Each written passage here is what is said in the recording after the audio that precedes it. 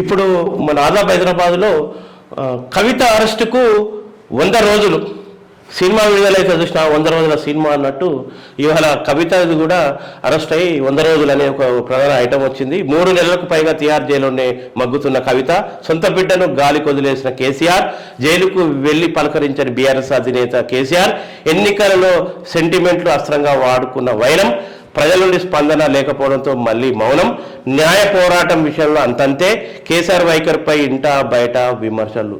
అయ్యా ప్రజలు మద్దతు మీకెందుకు ఇస్తారు? గిన్నె అవినీతి దొరసాని, గిన్నె దొరబిడ్డ దొరసాని కవిత ఇన్ని అరాచకాలు చేసినప్పుడు, తండ్రి ముఖ్యమంత్రి హోదాను ఉపయోగించుకొని ఇన్ని అరాచకాలకు పాల్పడ్డప్పుడు ఇవాళ ప్రజల నుంచి స్పందన ఏమొస్తుంది? ఇంకా నయం, ప్రజలు ఇంకా ఉద్యమిస్తలేరు. మీకు శిక్ష పడాలి ఖచ్చితంగా, ఈ పరిస్థితి ఏందో తేలాలని తెలంగాణ ప్రజలు ఉద్యమిస్తలేరు. ఎందుకంటే తెలంగాణ ప్రజలు అడ్డంగా మోసం చేసినటువంటి పరిస్థితి. ఇలా గ్రూప్ 1 పరీక్షలలో కవిత ఎటువంటి చర్యలకు పాల్పడ్డది, విద్యార్థుల జీవితాలతో ఆడుకున్నదనే విషయం కూడా తీవ్రమైన మీడియా కథనాల ద్వారా మేము ఎన్నో చూస్తాం. అట్లాంటిది తెలంగాణ వ్యతిరేకంగా, తెలంగాణకు సంబంధించినటువంటి గడ్డకు వ్యతిరేకంగా, ప్రజా వ్యతిరేకంగా ప్రవర్తించిన కవిత పట్ల ఇవాళ తెలంగాణ ప్రజలు ఎప్పుడు కూడా మద్దతు తెలియజేయరు.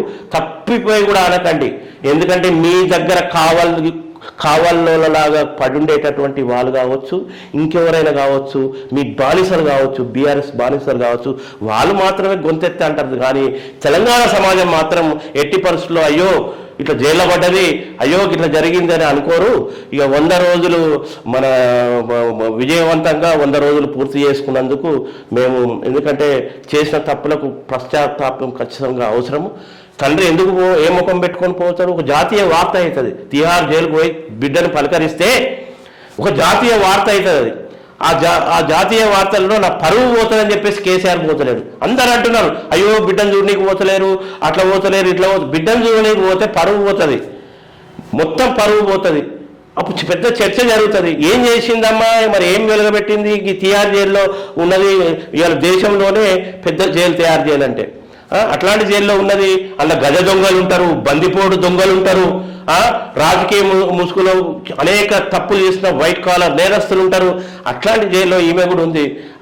అంటే నేరాలలో ఈమె కూడా పెద్ద ర్యాంక్ అన్నట్టు ఆ బిరుదు ఇవ్వచ్చు. ఏ జైల్లో ఉంటే అంత తీవ్రమైన నేరాలు చేసిన వాళ్ళుగా గుర్తించవచ్చు. కాబట్టి 100 రోజులు పూర్తి చేసుకున్న సందర్భంగా మా తెలంగాణ ఉసురు, మా తెలంగాణ ప్రజల ఉసురు ఆ రకంగా జైళ్ళ పాల చేస్తున్నటువంటి పరిస్థితి. నిరుద్యోగులతో ఆటలు ఆడుకున్నారు. ఎంత చదువుకుందో తెలియదు కానీ ఉన్నత చదువులు చదివి ఒక ఐఏఎస్లు కావాలనుకున్న వాళ్ళను ఇక్కడ గ్రూప్ 1 పరీక్షలలో ఒక పెద్ద హోదాలో మేము చదివి కష్టపడి రాత్రి మొదలుసారి విద్యార్థులతో పరీక్షలలో కూడా అవకతవకలకు పాల్పడి చేసినటువంటి పరిస్థితి. కష్టం విలువ తెలియదు కదా మీకు, కష్టం విలువ తెలియదు. ఇక్కడ తెలంగాణ ఉద్యమం అడ్వాన్స్ అయ్యి ఇక్కడ తెలంగాణ ఉద్యమానికి ఊపిరిలూరింది తెలంగాణలో ఉన్నటువంటి తెలంగాణ పౌరులు, విద్యార్థులు, మేధావులు. వాళ్ళ కష్టం మీద మీ నాయకుడు ఇలా కేసీఆర్కు తెలంగాణ ఉద్యమకు రాని ఆహ్వానించి తెలంగాణ ఉద్యమ పాఠాలు చెప్పారు. మన ఇన్నన్న తర్వాత ప్రొఫెసర్ జయశంకర్ సార్ ఆ పాఠాలను తెలంగాణ ఉద్యమ పాఠాలు నేర్చుకున్న కేసీఆర్ ప్రజా త్యాగాలతో ఉద్యమం బలపడ్డాక అమెరికా నుంచి వచ్చినాం. మీ అన్న కూడా అంతే, అమెరికా నుంచి ఎట్లా వచ్చిండో మాకు తెలుసు. ఇక్కడ ఉద్యమం బలపడ్డది, రేపు అధికారంలోకి రాబోతుంది, ఖచ్చితంగా రావాలని మీ అన్న అక్కడ ఉద్యోగాలు వదులుకొని ఇక్కడ వచ్చి అప్పుడు టీఆర్ఎస్ కనువ కప్పుకొని తిరిగిండు. మీరు ఏం చేయలే, ఆత్మహత్యలకు పురిగోయి కప్పారు. ఇక్కడ చావులను చూడడానికి వచ్చేటోళ్ళు వచ్చి ఇంకా మరింత ఇంకా రావండి, మీరు రావండి కానీ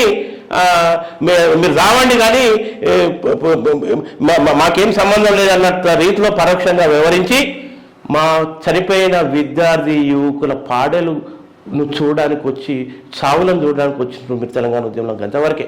పొద్దుగాలు ఎవరి పత్రికలు మీయే ప్రధాన శీర్షికలతో వార్తలు వచ్చాయి. మేము త్యాగాలు చేసి తెలంగాణ ఉద్యమానికి ఇక్కడ మేము ఊపిరిలు ఊదితే ఆ త్యాగాల పునాదుల మీద ఒక ఉద్యమం బలపడి టీఆర్ఎస్ పార్టీలో ఒక ఉద్యమంగా బలపడి ఒక రాజకీయ పార్టీగా బలంగా ముందుకు వస్తున్న దశలో మీరు వచ్చారు. మీరు వచ్చి ఏం చేశారు? ఇక్కడ హైదరాబాద్ నుంచి మోయ పెడితే సిద్దిపేట దాకా రోడ్ల పంటున్న భూములను ఆక్రమించిందమ్మా ఈమె, ఈ దొరసాని. మనం చూసిన విలేకరులుగా మేడ్చల్ జిల్లాల చౌర్పేట ప్రాంతంలో ఎవరిది అంటే అబో మన కేసీఆర్ బిడ్డ కవితది, ఈ ల్యాండ్ వాళ్ళంటే కవిత ఇన్వాల్వ్ అయింది, కొని పెట్టుకున్నారు అన్నీ.